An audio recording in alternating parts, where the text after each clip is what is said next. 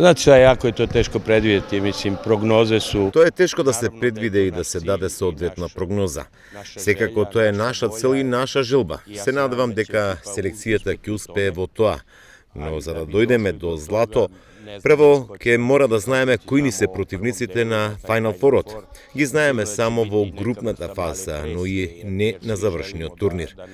Сигурно ќе имаме притисок, бидејќи желбата е конечно македонската одбојкарска селекција да освои злато. Ќе направиме се и во поглед на подготовките, така и во групната фаза, професионално и сериозно да пристапиме. Кога сето тоа е присутно, ќе имаме и добра игра, кога играме добро и резултатите се добри. Не може тренерот да биде задоволен кога неговиот тим губи, но секако имавме позитивни работи кои ги научивме од двомечот со Србија.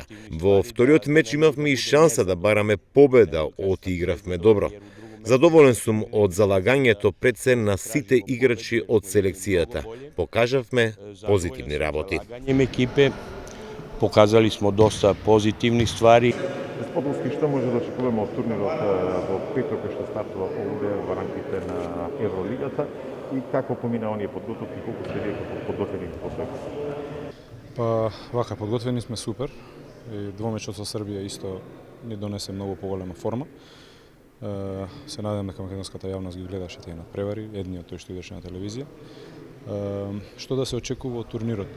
Нели сите знаат дека сме веќе пласирани на Final Four-от, но не може да се најавува освојување на Сребрената лига доколку се представиме во лошо светло уште од почетокот.